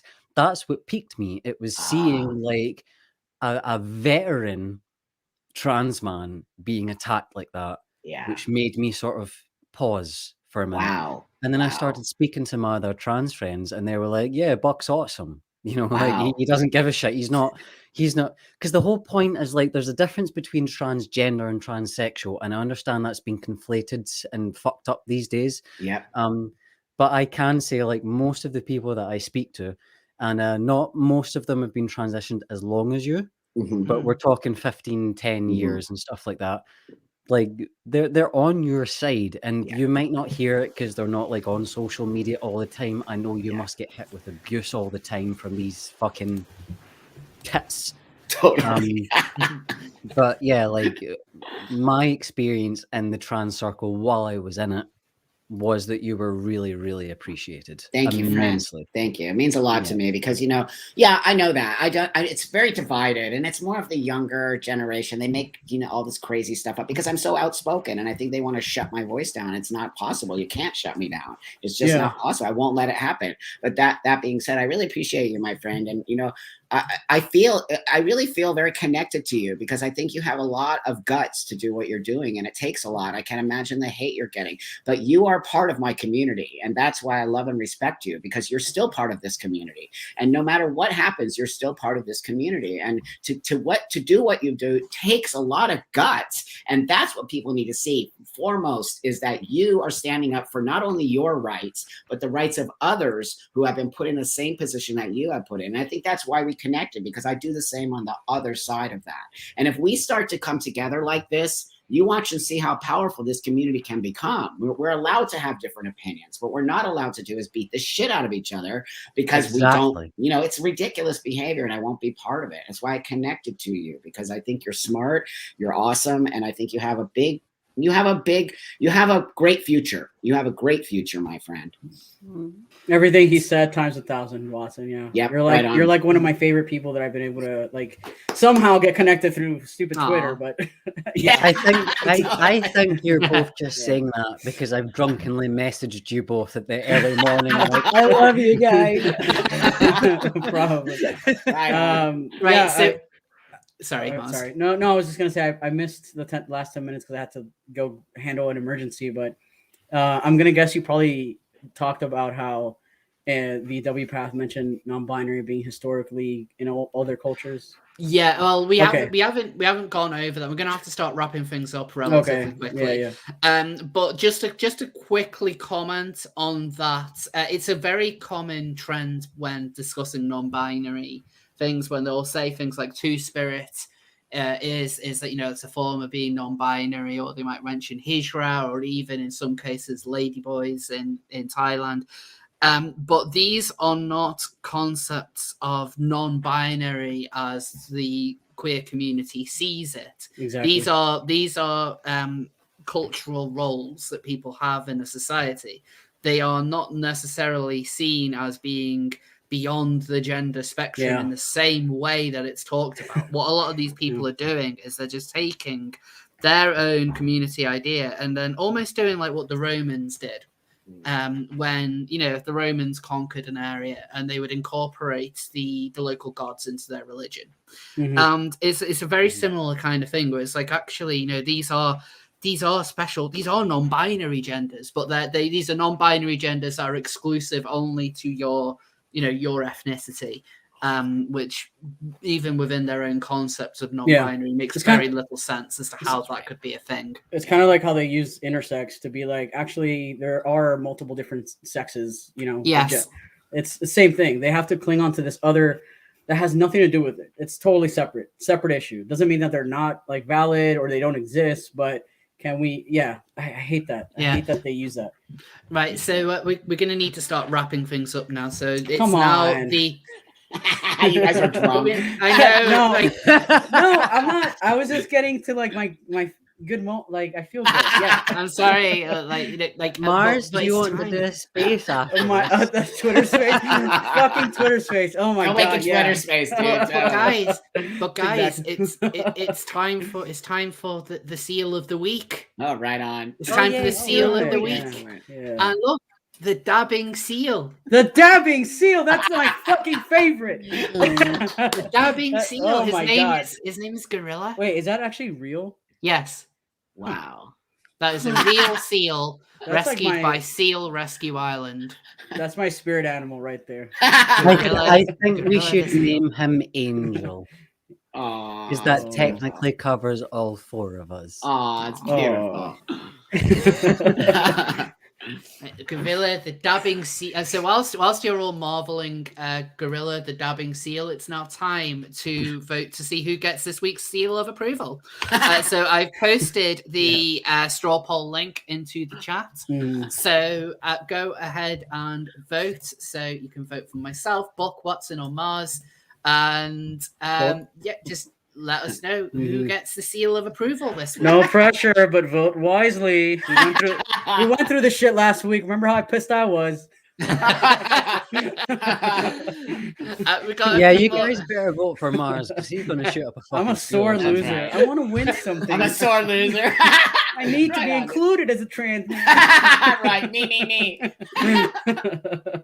Yeah. So there's some more super chats to read out as well. TPS at the $5. I've been told my lived experience doesn't count because I'm gender critical. I've desisted and have a het partnership. I'm bi. Yeah, well, it's inconvenient. That's like, right. That's they'll always do it with detransitioners That's right. all the time. Always. Who cares what people think? Whoever said that, don't even. Who cares? Stop giving people so much power on what. You know they what's care funny? about. I was just thinking. I was actually just thinking. I read that comment by RS. The Thai ladyboys are not non-binary. Two-spirit is non-binary. I was thinking like something. That's a good example. Like ladyboys. That would be something that. They love to cling on to these. Oh, look at the other cultures in other countries. Yeah. They're doing this.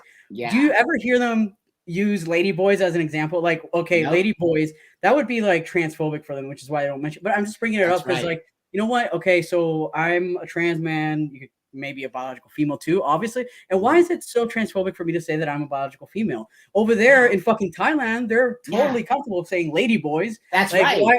Like, That's I'm just right. like, They dude, actually come on. celebrate it. I go Yeah. to Thailand a lot. They actually celebrate it. They're very totally open about it. They're super cool about it. It doesn't mean anything. It's not disrespectful at all. But it's because they're trying to take away biology. You know that. Yeah. 100%. But just to clarify as well, they would be counted as non-binary identities because they're neither man nor woman. Oh my god. They're very But it's specific. lady They're boy. very specific. Yeah, like a basically when it comes to, you have your binary ones, which is man and woman, and then non-binary, which is the entire spectrum and everything else, which encompasses it. So that includes two-spirit, which is its own special gender, Oh God. So at the end, another one for Murit Strip Matter. Thank you so much. It's really generous of you. Me as a libertarian / conservative, but interested into the edge topics of our Western society, pedophilia is ugly. Yeah. True that. Yeah. Yep. No True shit. that. Yeah. We all agree on that one. So you got 1 more minute to get your votes in, although it's looking like it's actually going to be like a landslide. Looks like it's going to be a landslide. Can I see this anywhere? Oh man. I will be. So if I can have a drum roll, I'll announce the answer. Oh shit! And the winner this week Who is did? Watson. Yeah. Oh my God. Mars. An absolute landslide. Actually, I'm really happy for you, Watson. Do you have a speech We're all happy prepared, for you. Watson? Do you have a speech or? I'd like to thank my family and friends Well, you for all get the the support coveted, they've given me through this journey. Cheers. you get the coveted Cheers. seal of approval. Cheers. You know, it's you joined the. I thought the seal Awesome. of approval was about the news topics. I didn't know it was about the speakers. Nah, If I'd seal known of that, I would have approval made an is- effort. Yeah, so the seal of approval goes to the most popular speaker. So Well, let's be perfectly honest. They're doing it out of politeness because I'm the newbie, and I appreciate that. No, because you're Um, important. You're actually really, really important to the movement. So thank you for just putting yourself out there. I'm gonna say Yeah. it again. Basically, That's you were fine. voted because you said valuable shit, and That's right. And we I did just- it. I did it. Mars and I did were it. just like motherfuckers. there's What'd you some- say? there's some people who I think Sophia Norwitz, every time she comes on the show, I think she always gets the seal of approval. I never So, like, get I've always wanted to be on with her. And well, you, you beat me this time. I Yeah. did terrible on my own show. Rose, try harder. Okay, yeah. I'll let it go. I'll let it go. Anyway, I want to thank everyone for tuning in. I also want to thank my wonderful guests. This has been like yet another great show. I'm really I hope so. like you know, I've really enjoyed kind of like this reboot of Seal of Approval because I was like, you know, as much as I enjoyed the whole thing, I got to invite on a lot of people who, Yeah. you know, that I've followed on YouTube for a while. You know, as I've had people like Undoomed and Omegon and, you know, people like that who wouldn't really know anything about what we talked about today. And so those experiences were cool. But I'm just really enjoying these, like, you know, kind of people who within the LGBT kind of outskirts that we're almost like the outcasts We are. actually We getting to are. have these chats. I think it is as more and more institutions get taken over, I still think having these kinds of spaces and, like, you know, you can just realize that not everyone who is connected to all of this is raving about how many pronouns they've collected in the last week. And so, like, so I'm really thankful that all of you came on. I really want to get you all back Rose, on soon. You just want to piss off so you can play Halo. That is I all do. you're doing. I'm going to learn that game right now. I do, like- I'm competitive. I've been waiting for Halo for ages. I've got it downloading, and like I had to put the download on pause because I think it was messing up with the connection for the stream. Oh, probably, So- yeah. Yeah, I need to get that downloaded, and I'm getting my pajamas, and I'm doing an all-nighter playing Halo because I'm a nerd. What tonight? Yeah, Damn it. Okay, I'm playing. I'm playing. I could do I'm it. I could do on. it. I'm gonna go on Halo, and I'm also gonna go on Twitter Space No, at the I'm- same time. I'm I could do playing. this. I'm playing the campaign. Oh, I'm never just mind. doing I don't I'm know doing if you multiplayer. understand what these children are talking No, about. I'm going to learn Computer it. game. Watch me. Anyway, Bye, thanks, you thanks, guys. All right, Thanks, everybody. everybody, Thanks. for coming on. It was I love fun. you guys. Have a good See one. you later. Okay, I'll Take it easy, Bye. everybody. Peace. Bye. See ya.